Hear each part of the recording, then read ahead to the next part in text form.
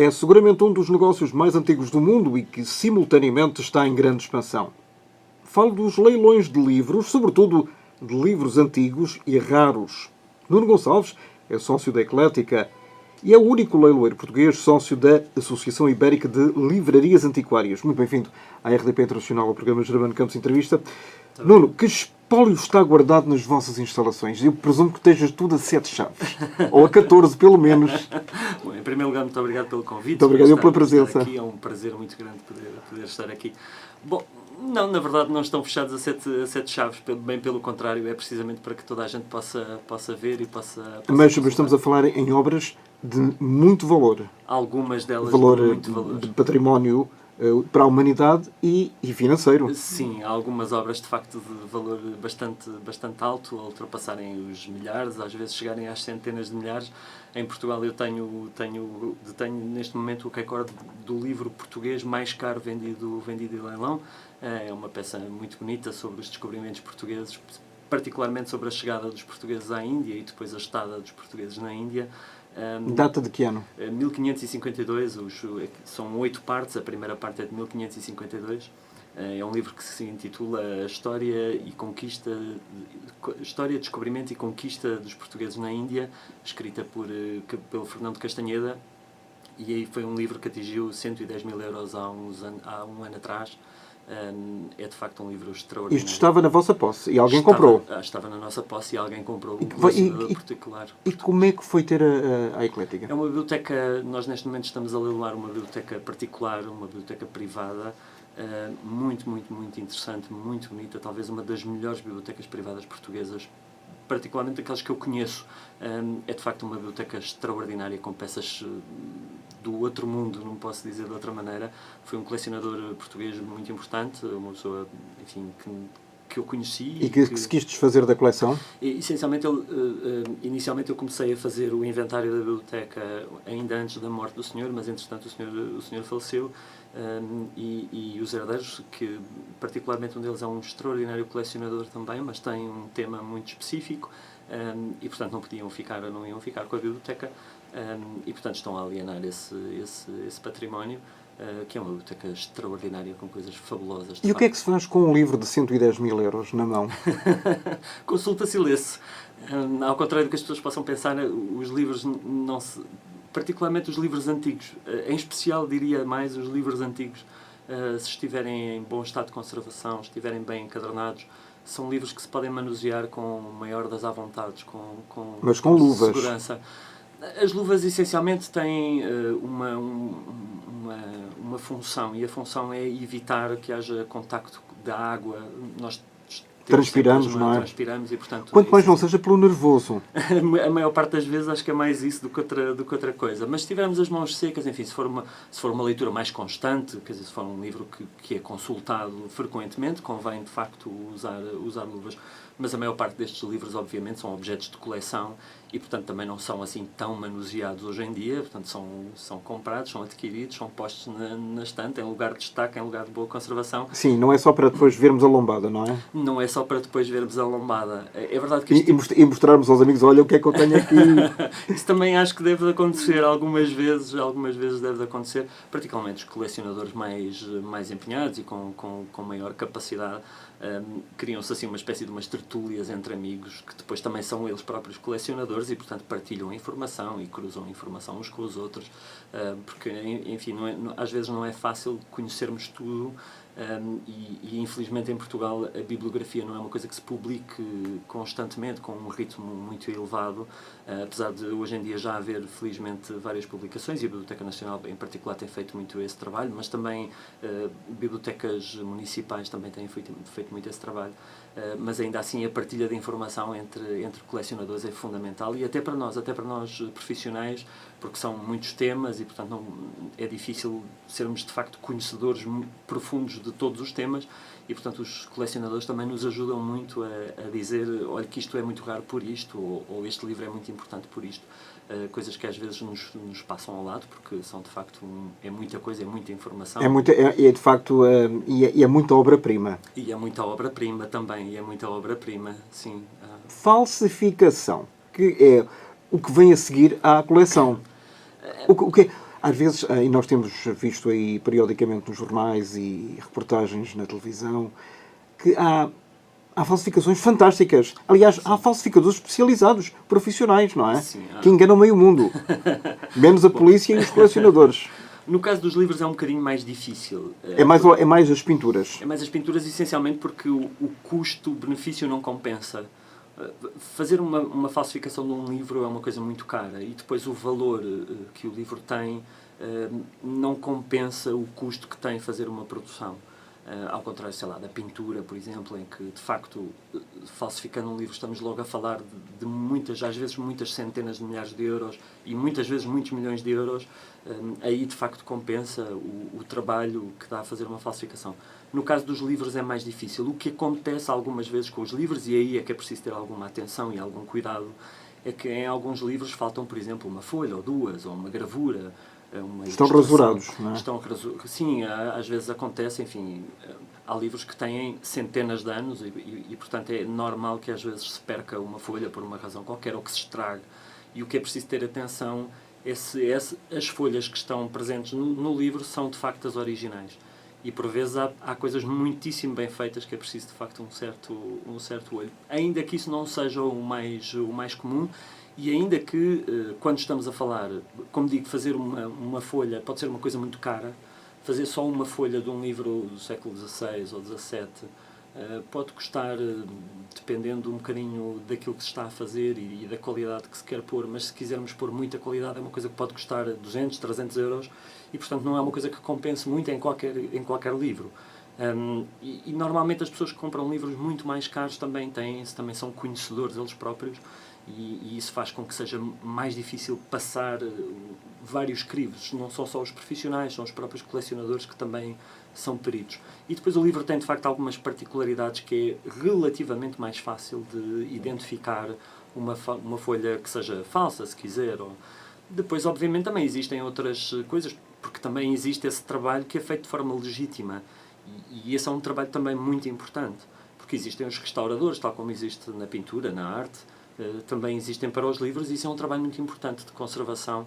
Há alguns exemplares que ainda hoje permanecem. É de grande minúcia. Sim, de grande minúcia e de grande cuidado, porque estamos a falar muitas vezes do papel, e o papel é uma coisa que se estraga com muitíssima facilidade e às vezes é preciso... E depois é preciso ter, desculpe interrompê-lo, Nuno, grandes condições de climatização, o ambiente é fundamental também, não é? O ambiente é muito importante, ainda que no caso dos livros, há outros objetos que é um bocadinho mais difícil, mas no caso dos livros, os livros como estão normalmente encadernados e fechados sobre si próprios, e estão postos em estantes, portanto, logo à partida é evitado o principal fator, um dos fatores que influem na conservação dos livros, que é a luz. Ao contrário, por exemplo, da fotografia, também temos colecionadores de fotografia e isso também entra, em Portugal também entra muito no nosso âmbito, principalmente a fotografia antiga, histórica, não tanto a fotografia de arte, mas a fotografia antiga histórica, e aí já é preciso ter outro tipo de cuidados com o livro. A encadernação do livro é uma coisa que faz com que o livro se conserve, se autopreserve. Depois é preciso, essencialmente, ter um cuidado com o ambiente, a umidade, os níveis de umidade, o nível de calor. Quanto mais seco e frio for o ambiente, melhor. Existe um grande colecionador inglês, Sir Paul Getty, que tem uma biblioteca extraordinária no seu castelo. E tem uma das partes da biblioteca está metida dentro de uma estrutura, e essa estrutura está preparada, em caso de calamidade, de se fechar sobre si própria, fecha-se sobre si, fica estanque, retira todo o ar que lá tem dentro e a sala passa a ficar numa temperatura negativa. Portanto, não havendo umidade dentro do espaço e, portanto, estando perfeitamente seco, e estando frio, significa que não há pragas de insetos, não há nada disso. E, portanto, morriam todos congelados. Morriam todos congelados, exatamente. E, portanto, e depois, não havendo água, também não há umidade, que é também um dos principais fatores. Naturalmente. Pegando nesse exemplo do colecionador que comprou o livro do século XVI, o que é que ele vai fazer com ele? Bom, vai revendê-lo por um preço melhor? Neste caso particular, não. Neste caso particular é mesmo para uma coleção particular. Portanto, é um colecionador que coleciona livros relacionados com a história, com os descobrimentos. Com os descobrimentos mas esses livros depois são partilhados publicamente ou é só para seu deleite pessoal? Como é que é? A maior parte das vezes são partilhados, quer dizer, obviamente que é dentro de um circuito relativamente privado, porque estamos a falar numa biblioteca privada e, portanto, não tem as obrigações de uma biblioteca pública, mas é perfeitamente acessível. A maior parte das vezes, a maior parte dos colecionadores são perfeitamente acessíveis e eu já cheguei a ter alguns clientes nossos que são também amigos que telefonamos e pedimos, olha, eu gostava muito de consultar e preciso mostrar isto a um outro cliente e emprestam sem nenhum problema, sem qualquer tipo de problema. Normalmente há essa abertura. Agora, obviamente que é uma coleção privada e, portanto, está num círculo relativamente fechado, não é? Há muitos colecionadores de topo de gama, podemos dizer assim, porque não vamos generalizar, não é? Sim. Para os cromos, por exemplo.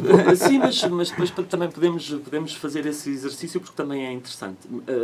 Existem alguns colecionadores, aquilo que nós hoje, agora usando chavões ingleses high-end, não é? Portanto, premium, se quiser, para usar estes chavões, agora estes neologismos. Existem alguns, felizmente existem alguns. É óbvio que os livros também não são muitos, os livros que estão dentro desta gama. Mas existem alguns colecionadores e essencialmente são colecionadores conhecedores. Portanto, é gente que percebe a importância de um livro, não só dos livros que são muitíssimo caros, mas também dentro daquilo que é a sua coleção, daquilo que é o objeto da sua coleção, que também tem outras coisas, até de valor quase ridículo, de 10 euros e de 15 euros. Também existem? Também existem.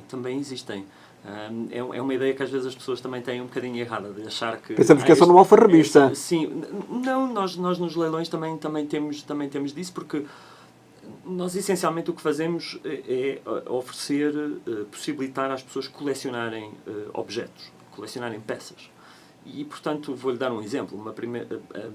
A Natália Correia, que é uma autora importantíssima da nossa história da literatura, tem 2 ou 3 livros que custam 200 euros, o resto custa 15, 20. E, portanto, quem coleciona literatura portuguesa também tem que ter as primeiras edições da Natália Correia. E tem que ter conhecimento. E tem que ter conhecimento, sim, e também tem que os conhecer, mas isso normalmente os colecionadores têm listas com aquilo que têm e aquilo que lhes falta. Às vezes Pois é, não é só para os cromos. Não é só para os cromos. Aqueles 500 cromos, não é? Do futebol. Sim. Depois trocam ali, olha, falta-me o 47 e o 35 e o 1 e o 3. Existe isso, porque na verdade o que estamos a falar é de coleções, não é? São coleções. E o princípio é basicamente o mesmo. O princípio é o mesmo. O que torna também isto muito interessante, porque em Portugal, ao contrário de outros países em que este tipo de mercado tem preços já muito relativamente altos, mesmo para autores menos importantes. Em Portugal, a maior parte dos autores têm preços perfeitamente acessíveis, com uma ou outra exceção de um ou outro livro que, de facto, tem um preço muito, muito alto ou mais alto. E, portanto, é de facto uma coleção, é colecionar. Ninguém compra primeiras edições para as ler, não é? Ainda que se possam ler primeiras edições, eu tenho um cliente que sempre leu nas primeiras edições. E a sua leitura era feita a partir das primeiras edições. Mas normalmente, por norma... E ele percebia o que é que lá estava escrito? Percebia perfeitamente. Mesmo num português arcaico? Mesmo num português arcaico, com um pouquinho de treino, percebe-se. Com lupa? Não, os livros têm todos impressões... Aliás, bem pelo contrário, antigamente a impressão tinha um bocadinho mais de cuidado. Os impressores... É verdade que existem, obviamente, tal como hoje, grandes designers gráficos e maus designers gráficos. Sempre foi assim e sempre há de ser. Mas os livros mais importantes, os livros mais antigos, têm um cuidado com a tipografia e isso também é um encanto. Para mim, pessoalmente, então, é mesmo um encanto muito grande poder encontrar-me com a tipografia e perceber um bocadinho o que é o design do livro. E aí, antigamente, havia de facto muito cuidado com então, e ao longo dos tempos, ao longo dos anos, esse cuidado foi desaparecendo? Não acho que tenha desaparecido, acho que evoluiu noutros sentidos. Essencialmente, acho que o que aconteceu foi muita vulgarização do livro, não é? E com a vulgarização, tal como qualquer outra coisa, existem coisas muitíssimo boas e coisas menos boas, acho que em qualquer outra atividade, área, não é? Qualquer outra área, é como os restaurantes, é como a arte, enfim, é como tudo. Existe aquilo que de facto se destaca e é importante e é bonito e é bem feito, e depois aquilo que é menos bem feito, aquilo que é menos interessante. Nuno, estamos a falar de há 5, 6 séculos atrás, por exemplo. Sim. Hoje em dia, eu julgo que será uma tendência temporária e espero os livros eletrónicos. Sim. Daqui a 5 séculos ou 6 séculos, os livros eletrónicos não têm valor nenhum.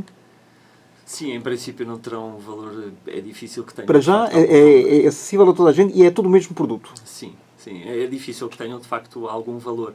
No entanto, acontece há uma tendência hoje curiosa. Há para aí 5 ou 6 anos, 10 anos, mais coisa, menos coisa, os livros digitais têm cresceram de uma forma mais ou menos constante e evoluíram. O número de compradores cresceu bastante, quase até exponencialmente. Mas hoje está a acontecer uma coisa estranha, mais ou menos estranha, não tanto, mas Previsível? se calhar não tanto previsível por muita gente, mas que para mim e para nós que estamos neste tipo de negócios percebemos que há uma certa apetência para isto. Existem algumas coisas que requerem uma relação com o objeto. E a leitura é de facto um desses. É o vinil. É exatamente. É a mesma história. Eu ia dar esse O exemplo. vinil Precisamente. está a voltar em força. E caro. Sim, é E verdade. caro. É verdade. Estamos a falar em 50 euros, 60 euros, etc. Sim. E agora já não há conjunto americano ou inglês ou de outra nacionalidade que não edite em CD, mas também em vinil. Porque o vinil permite uma arte, uma obra, ser uma obra de arte muito mais interessante que o CD. É isso. Acho que este tipo de objetos culturais implicam uma relação pessoal entre o leitor, no caso, e o objeto. E percebendo isso, de facto, há a leitura e a leitura digital. Eu não tenho nada contra a leitura digital, bem pelo contrário, mas de facto a leitura digital não permite esse contacto com o objeto. E portanto é normal que este tipo de relações que o público tem, que o leitor tem com o livro, careça da textura, às vezes até dos cheiros. Tenho clientes que cheiram os livros antes de os ler. Ou quando pegam neles. Cheiram aqui, estão à procura de quê? Às vezes, não sei, mas os livros de facto por vezes têm cheiros característicos. A maior parte das vezes cheiram só a pó, principalmente se forem muito antigos.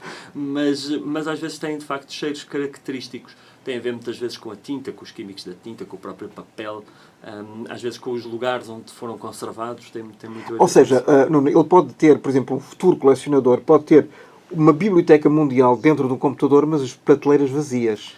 Pode ter, isso é possível. E então, mas não tem graça nenhuma. Pois serve para estudo e isso também é importante. Sim, isso é importante. Mas uma coisa não vai acabar com a outra. Uma coisa não creio que vá acabar com a outra, porque é como digo, há de facto uma relação entre nós e o objeto, entre o leitor e o objeto livro, que é uma coisa que é incontornável, que não dá para, que é difícil, pelo menos, enfim. Eu tenho 42 anos e já ouvi muita coisa a dizer que era impossível e depois afinal tornou-se possível e sou relativamente novo. E portanto não diga... São os arautos da desgraça. Sim, pronto, mas enfim, acredito que algumas coisas de facto não seja possível reproduzir digitalmente. E essa relação só se cria com o tato, com os sentidos, com o uso dos sentidos. E isso faz com que o objeto seja uma coisa muito apetecível. E acontece nas livrarias. Eu estava a dizer que o número neste momento de livros vendidos digitais no mundo inteiro está a diminuir. E ao contrário... Olha, não sabia dessa informação e eu dizia que esperava que fosse uma tendência temporária. Que não terminasse, porque efetivamente tem um lado muito bom. O lado do estudo, por exemplo. Sim, é indiscutível. Para os estudantes... Sim, é fácil. Eu tenho um amigo que é professor universitário, ele até colabora connosco, por vezes colabora connosco, e estava-lhe a demonstrar isso mesmo. Ele ainda por cima é professor na área da ciência política, da filosofia, e, portanto, um dos livros que ele mais usa é a República do Platão. Enfim, ele já conhece o livro de trás para a frente e de frente para trás e sabe exatamente onde ir. Mas para quem está a iniciar-se, às vezes procurar uma palavra dentro de um livro, uma frase dentro de um livro, com um objeto digital é muito mais fácil e, portanto, isso é uma mais-valia para o estudo e é uma capacidade de produzir ainda mais. E com rapidez. Com muita velocidade.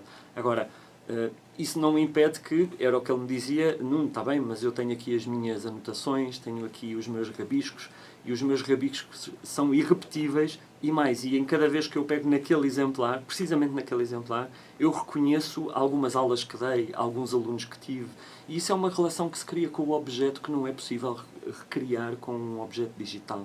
E, portanto, é normal que as pessoas, de facto, tenham uma apetência para estar com um livro. Eu, há uns meses atrás, estava numa reunião internacional em Hamburgo com algumas pessoas relacionadas com o livro, e uma das coisas que eu lhes falava acerca do digital e da diferença do digital para o físico era uma das coisas que mais me custa quando estou a ler no digital é não ter noção de onde é que vou no livro. Ao contrário do objeto livre que nós vamos folheando... E mete o marcador... E temos uma noção, parece que temos uma noção da progressão. Ainda de uma história, se for um romance, por exemplo? Sim, é isso. E, portanto, mesmo que, obviamente, no digital está lá a dizer quantas páginas faltam. Sim, está bem, mas não há uma sensação páginas física. ou bytes? Não há uma sensação física, compreende? E, portanto, isso é uma coisa irrepetível e que é muito mais exacerbada no caso de uma primeira edição. Estar com uma primeira edição da Mensagem, por exemplo, que é um livro que... raro, difícil, importantíssimo. Vocês para a têm? nossa... Neste momento o meu pai por acaso tem um exemplar da primeira edição. Então que não diga onde é que ele está. Não está. Não o pai, mas o livro. Não, o livro está perfeitamente acessível. Qualquer pessoa pode mesmo consultar. É mesmo...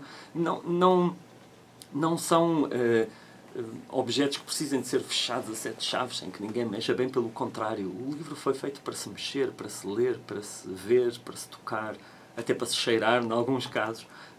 E as primeiras edições não são exceção, não são mesmo exceção. Aliás, há quem colecione os primeiros números, por exemplo. Há quem colecione os primeiros números. Há uns anos atrás houve um colega nosso que comprou uma biblioteca que era precisamente isso. A coleção do senhor era mesmo essa. Os primeiros números dos vários jornais, revistas, enfim, tudo o que havia, o senhor colecionava. É uma coleção engraçadíssima, uma coisa muito curiosa. E existe quem colecione isso, de facto existe. E está à coca para ver qual é que são as novas publicações para depois só tirar o primeiro número, o segundo já não interessa. Há quem faça isso, de facto. Depois, obviamente, que se cria uma relação às vezes, não é? Por exemplo, este colecionador, eu sei que ele também tem algumas coleções completas, mas tinha uma das partes da coleção, era precisamente essa, só os primeiros números das revistas, jornais, tinha imensa coisa, Diário de Notícias, Diário Popular, coisas mais recentes, coisas mais antigas, tinha imensa coisa, era uma coleção muito engraçada. O que é que faz o valor de um livro? A importância, em primeiro lugar. Não a antiguidade em si? Não a antiguidade. Existem coisas do século XVI que valem praticamente zero. A sério? Sim, a sério, praticamente zero. Não estou a brincar. Há quem ache que tem um tesouro só por ser do século XX para trás. Não, mas não, de facto. Existem coisas... Tirem e o Cavalinho da Chuva. Sim, sim, não é... Dê-me um exemplo, por exemplo, de uma coisa antiga que não vale nada. Livros religiosos, por exemplo, e publicavam-se muitos... Enfim, os sacerdotes tinham a obrigação, ainda hoje têm, de fazer as suas orações ao longo do dia, aquilo que a Igreja chama a liturgia das horas. Na altura chamava-se o ofício divino. E existiam livros publicados, aqueles chamavam os breviários, que eram coisas muito vulgares, do século XVI, XVII, XVIII, e que eram usados pelos sacerdotes para as suas orações, e portanto são livros que não têm nenhuma importância, nenhuma relevância especial, excepto eventualmente um ou outro. Para a própria Igreja? Sim, era isso que eu ia dizer. Portanto, eventualmente há um ou outro que possa ser relevante por ter sido o primeiro a ser feito, ou o primeiro que teve um texto qualquer mais importante, mas a maior parte dos casos não tem nenhum tipo de valor. Essa descrição faz-me lembrar, e pelo menos pessoalmente, remete-me logo para o nome da Rosa. Sim, um bocadinho. De Humberto Eco. Espero que os ouvintes saibam de que é que eu estou a falar, quer em termos do filme, quer em termos do próprio livro. Que esse tipo de filmes lança as pessoas para a descoberta e para a curiosidade em ver e perceber-se e sentir os livros. Eu acho que todas as coisas que se fazem em relação aos livros são importantes. Há uns anos atrás, recentemente, um filme muito famoso que na tradução portuguesa era A Nona Porta, mas o livro chamava-se, o título original do livro é O Clube do Mas, escrito por um extraordinário romancista chamado Arturo Pérez Reverte. E a história era precisamente sobre uns livreiros e uns encontraram um livro em particular que tinha umas diferenças, havia variações no livro. Isso obviamente produz sempre efeitos, aparecem sempre depois algumas pessoas que vêm por causa de isso, todas essas coisas... Pelo menos levadas pela curiosidade. Nem que seja por isso. E às vezes há algumas que permanecem e que ficam e que se interessam. É óbvio que há qualquer coisa nelas que já o chama para, não é? Obviamente. Mas esse tipo de ações, esse tipo de publicações, esse tipo de exposições desperta interesse nas pessoas e naturalmente as pessoas depois procuram. Ora, vocês como a Eclética, como leiloeira conceituada e reconhecida internacionalmente, também em termos de cinema, nós vemos muitas vezes aqueles famosos leilões, não é? Por qualquer motivo, não só o famoso martelo depois da pessoa enfim, que está a dirigir o leilão, ter dito, como é que é? Vendido 1, 2, 3 e tal. Sim. Mas depois há os anónimos, aqueles que fazem altíssimas licitações por milhões, ninguém sabe quem são e ninguém sabe de onde é que estão. Isso acontece na realidade ou é ficção? Bom, a maior parte das vezes nos filmes é exagerado. Para provocar um efeito dramático, sim, não é? Exatamente, é exagerado. Agora, tem um fundo de verdade. Existem, de facto, alguns colecionadores que preferem o anonimato e, portanto, têm connosco uma relação muito mais privada e muito menos pública. Agora, também não é aquele espetáculo todo, não é? Também não é aquele espetáculo Mas todo. há o ritual. Existe um ritual, de facto, portanto, a sala normalmente está cheia, e existem, de facto, aqueles numerozinhos, enfim, vemos muitas vezes isso nos filmes internacionais. O James Bond, lembro-me perfeitamente que existe pelo menos um que tem um leilão por causa de um novo Fabergé. E, de facto, existem os números do licitante, existe o pregoeiro. O pregoeiro é a pessoa que está a dirigir o leilão, que está a conduzir o leilão. Existe o martelo, existem essas coisas todas, e isso é também também tem o seu encanto, também tem a sua graça, não é? Mas é uma coisa perfeitamente acessível, não há coisas escondidas, quer dizer, a pessoa só põe dinheiro, nenhum gesto inadvertido faz com que esteja a pôr dinheiro, não há nenhum tipo de preocupação nesse Mas sentido. já não sei se o Nuno já seguramente acompanhou a disputa entre dois colecionadores. Eles querem ambos o mesmo objeto. Sim. E um dá um bocadinho mais e o outro dá mais um bocadinho. Onde dá? Sim, às vezes existe. Num dos últimos leilões que tive, eu tive o ano passado, 2016. em junho de 2016, tive um leilão de surrealismo português, dedicado exclusivamente ao surrealismo português. Era uma coleção fabulosa, uma coleção extraordinária. Quase faltava-lhe um ou dois livros e coisas relativamente menos importantes e menos conhecidas. Era de facto uma coleção extraordinária. E em alguns lotes houve dois colecionadores em particular que de facto entraram numa espécie de uma guerra e que foi... De nervos, no mínimo. De nervos, e não só. E estavam mesmo a guerrear-se quase um com o outro, do género, eu vou dar mais e você não vai conseguir comprar porque eu vou dar mais, e o outro a dar-lhe sinais exatamente do mesmo. Às vezes existem assim umas coisas... Mas depois há quem desista. Há quem chega a um determinado patamar financeiro que é incomportável. Os colecionadores são pessoas conhecedoras. Trace-me o perfil de um colecionador. Em primeiro lugar, no caso dos livros, é um leitor. Pode não ser um estudioso, mas é um leitor, com certeza. Isso é a primeira coisa. A segunda coisa é alguém que estuda de alguma forma o tema que coleciona. Por exemplo, este colecionador que tinha a coleção de surrealismo português tinha uma lista com todos os autores que eram importantes, com todos os livros que esses autores tinham tipo publicados. Quem é quem? Quem é quem, sim, com as datas de publicação, enfim, com variantes até que foram feitas e foram publicadas. No caso do surrealismo, existem algumas peças que são mesmo folhas volantes, feitas com 20 exemplares, num antigo stencil. Enfim, alguns ouvintes mais novos não saberão o que isso é. Não, já estão ultrapassados. mas um stencil com stencil, portanto, existem algumas peças dele. Portanto, é conhecedor, em primeiro lugar. Em segundo lugar. E depois tem, de facto, uma noção muito grande daquilo que precisa, daquilo que quer e do valor que as coisas têm. Os colecionadores são muito conscientes do valor de uma peça. Mas depois podem atingir valores inimagináveis. Podem atingir valores altos, de facto, mas esses valores altos são acompanhados de uma racionalidade por parte do comprador. E a pessoa está racional na altura da licitação? Está. Enfim, há um momento ou outro em que se pode deixar entusiasmar e se calhar dá mais um lance, um ou dois lances acima daquilo que inicialmente era o seu teto. Mas estamos a falar de lances no valor de... Depende. No caso, por exemplo, daquela obra de 110 mil euros, no fim da licitação já estávamos a andar na ordem dos 2.000 a cada vez que levantavam a raquete, não é? O númerozinho. Cada vez que levantavam o númerozinho estávamos aí nos 2.000 euros. Sim. É porque não vale a pena dar mais 5 euros, não? Não.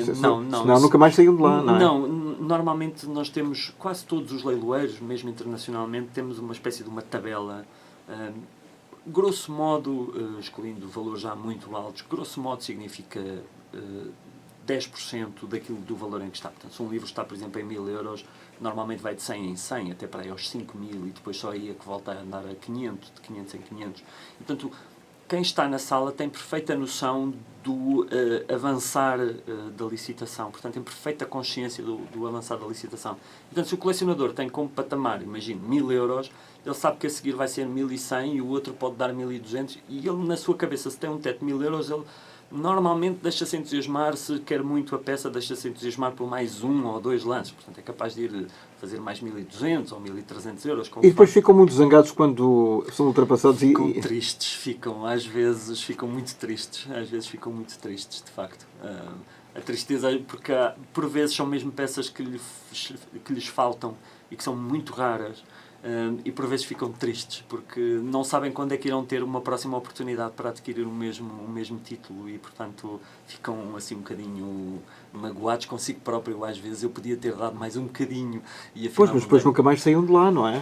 Pois, enfim, às vezes há algumas disputas assim um bocadinho mais acesas. Acesas e acérrimas, não é? Sim, às vezes há e, enfim, às vezes os lances são muito rápidos, mas depois chega uma altura em que começam a andar mais devagarinho, enfim, tem a ver com as estratégias dos colecionadores, mas depois volta a andar mais depressa e depois arrefece, enfim, e depois quando chega mesmo ao fim há muita hesitação, há sempre muita hesitação, porque na verdade estamos a falar de dinheiro e, portanto, cada um tem o seu orçamento e precisa de respeitar esse orçamento, e portanto há sempre muita hesitação quando chegamos ao fim. É um jogo psicológico, muitas vezes.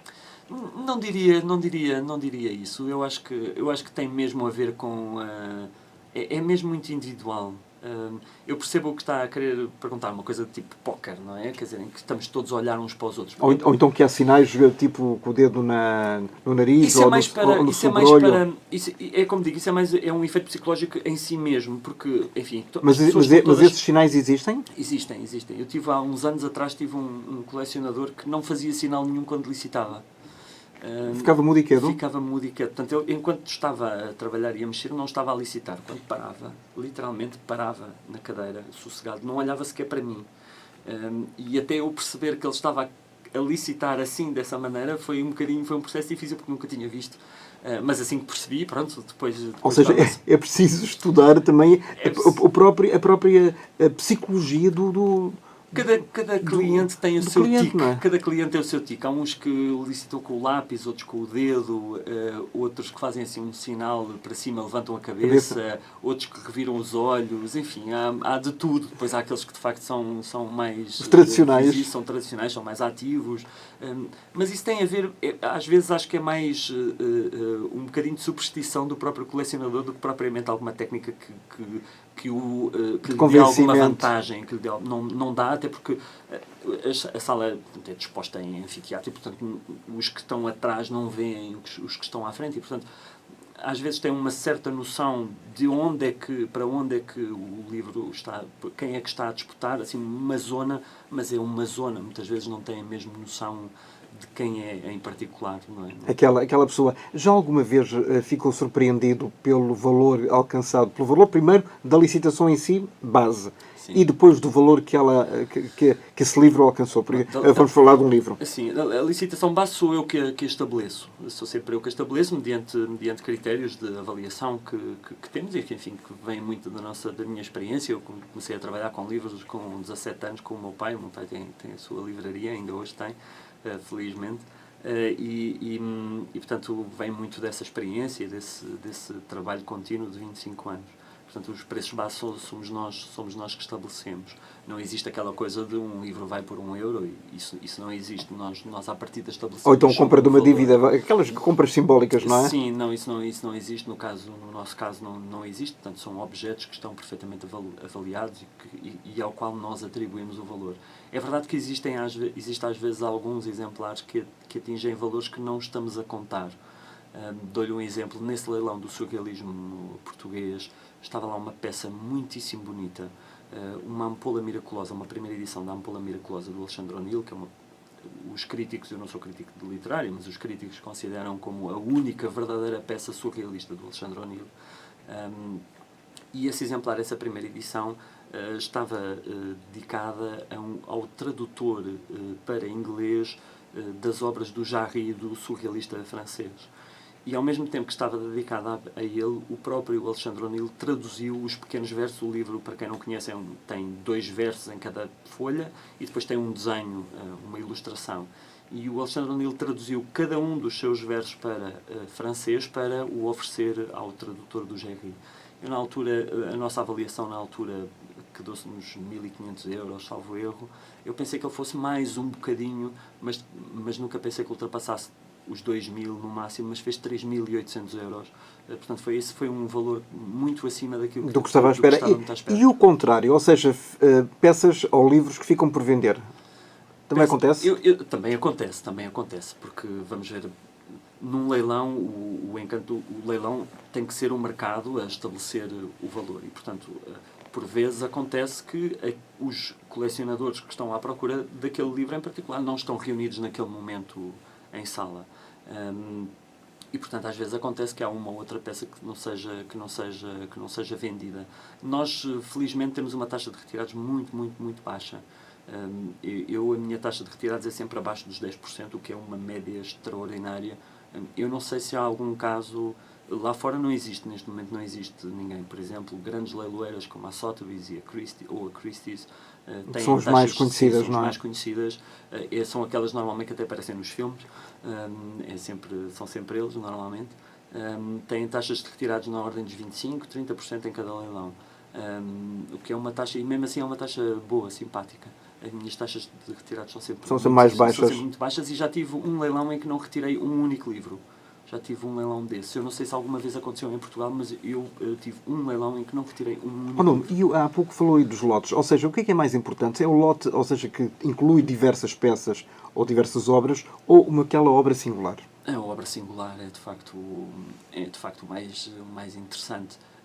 Eu deparei mais uma vez o exemplo do surrealismo, até para que as pessoas para que os ouvintes possam ter a noção de que colecionar livros não é uma coisa assim tão cara, bem pelo contrário.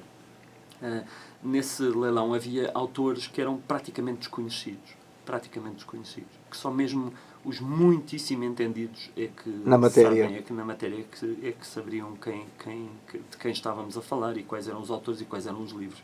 Então são livros de valor muito baixo, e quando eu digo muito baixo é arrancarem nos 5 euros. Nós, enfim... Isso parece a Feira do Livro. Quase um bocadinho. Nós tínhamos, de facto, este problema que é o catálogo tem um custo, não é? Imprimir um catálogo tem um custo e, portanto, cada lote tem um custo em si. Mas nós achámos que era importante valorizar cada um dos livros atendendo à coleção. E, portanto, não juntámos nenhum lote, não fizemos um lote com vários livros do mesmo autor. Todos os livros foram vendidos separadamente e isoladamente. E isso foi, de facto, uma das melhores decisões que já tomámos, porque demonstrou-nos aquilo que nós tínhamos a sensação de que cada livro tem a sua dignidade e cada livro tem a sua importância e que há livros para todos os gostos e para todas as bolsas. É possível comprar um livro raro e difícil por 5 euros, como é possível comprar um livro raro de muitos milhões, no caso internacional. Naturalmente. Nos leilões que vocês promovem, há mais portugueses ou estrangeiros, ou é ela por ela? Temos um bocadinho das duas coisas, depende um bocadinho do leilão. Existem leilões que têm peças mais viradas para o mercado internacional, outras mais para o mercado português. Por exemplo, mais uma vez, o surrealismo português, obviamente que o mercado era essencialmente português, ainda que eu tenha tido 3 ou 4 clientes colecionadores e profissionais estrangeiros que também se interessam por alguns autores da literatura portuguesa, mas é óbvio que que percebem, sim, e que sabem muito bem o que estão a comprar. Portanto, diria que é um bocadinho metade. Nós estamos a conseguir, de facto, internacionalizar muito o nosso mercado, estamos a conseguir chegar cada vez mais lá fora e o livro português tem cada vez mais uma apetência. Sei lá, obviamente que coisas como o que aconteceram com o José Saramago, o Prémio Nobel, deram um contributo bastante importante, mas há hoje autores que também dão um contributo importante. Estou-me a lembrar, por exemplo, do Gonçalo M. Tavares, que é um autor reconhecidíssimo lá fora. Mas isso é recente? É relativamente recente, mas as primeiras edições do Gonçalo M. Tavares não são fáceis de encontrar. Já não são fáceis de encontrar. Ou seja, há pessoas que podem ter verdadeiros tesouros em casa e não sabem? Pode acontecer, pode E acontecer. se estiver autografado, é mais, É mais valioso, é muito mais valioso. mesmo que esteja lá o nome da pessoa, quem é Se dedicada... estiver autografado pelo autor é muito mais valioso.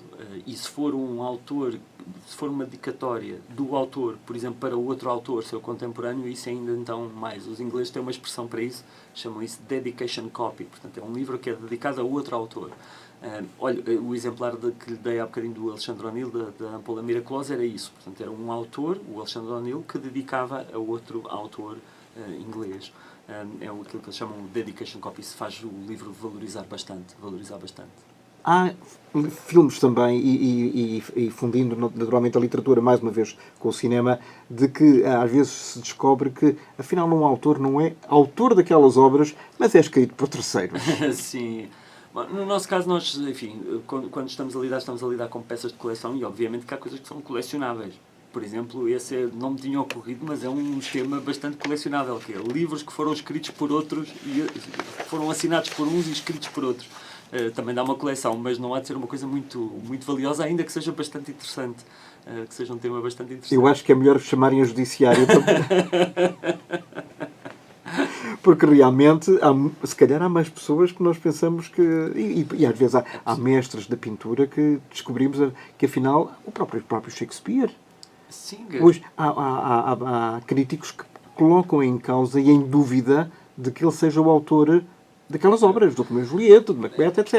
Eu acho que, enfim, como em tudo, como hoje também existem formas de colaboração, não é? E às vezes essa forma de colaboração é importante, mas ainda assim a autoria, eu percebo o que se quer dizer, mas a autoria, vou-lhe dar assim um exemplo. Temos uma grande artista portuguesa, a Joana Vasconcelos, que faz aquelas coisas de crochê, não é?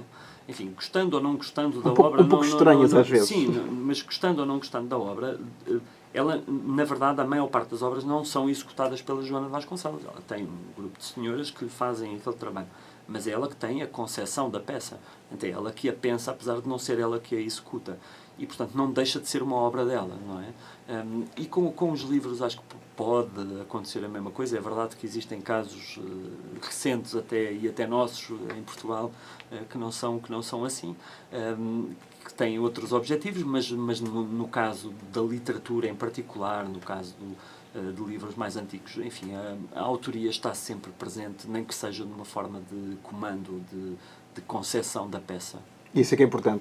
Nuno, estamos quase a terminar e agradeço muito ter vindo hoje aqui à RDP Internacional. Foi uma conversa tão rápida e tão interessantíssima. Que catálogos é que estão disponíveis na Eclética? Neste momento estamos agora a preparar as nossas instalações e o nosso métier para avançarmos com os leilões online, também para abrirmos a toda a gente, enfim, até para os compradores internacionais também poderem chegar com muito maior facilidade. Os nossos leilões... É a globalização. Eu acho que é uma forma importante, até por obrigação, de fazer chegar a cada vez mais pessoas este tipo de objetos, porque, como lhe disse, é possível comprar primeiras edições do Virgílio Ferreira a preços atuais, dos livros atuais das novas edições. Da Manhã Submersa, por exemplo? Por exemplo, é possível comprar, é um livro que custa 40 euros, 50 euros a primeira edição. E, portanto, é acessível, é uma coisa relativamente acessível para quem já é leitor, e, portanto, acho que temos essa obrigação. Neste momento estamos a arrancar com isso e temos planeado já 2 leilões presenciais já para depois do verão, e, portanto, nessa altura onde sair os catálogos. Os catálogos mais antigos estão disponíveis também no nosso site, que é online, portanto, qualquer pessoa pode descarregar depois lá os PDFs e pode ver os catálogos mais antigos. Mas só pode adquiri-los mediante os leilões, não é? Sim, só. Que são realizados periodicamente? Periodicamente. Eu normalmente organizo presenciais cerca de 2 a 3 leilões por ano, não mais do que isso. Um por cada estação? Um por cada estação, mais coisa, menos coisa. E agora com os online é que vamos arrancar então com uma forma mais assídua. Vamos fazer 3 leilões por semana. E como é que vocês controlam isso? Como é que controlamos? O online? É fácil, portanto, o cliente inscreve-se, faz a sua inscrição, depois faz a licitação, o sistema, portanto, os concorrentes, os licitantes entram em concorrência direta, o sistema faz a gestão, portanto, o cliente é que diz eu quero dar 25, quero dar 30, quero dar 35, por aí fora. Quando chega ao último, quando acaba o tempo, o livro é vendido e o livro depois há de ter a casa do cliente. Exatamente, sem mais, nem menos problemas. Isso mesmo. Muito obrigado por aqui ter estado. Muito obrigado eu pelo convite. Até breve, muito obrigado. Até breve, obrigado.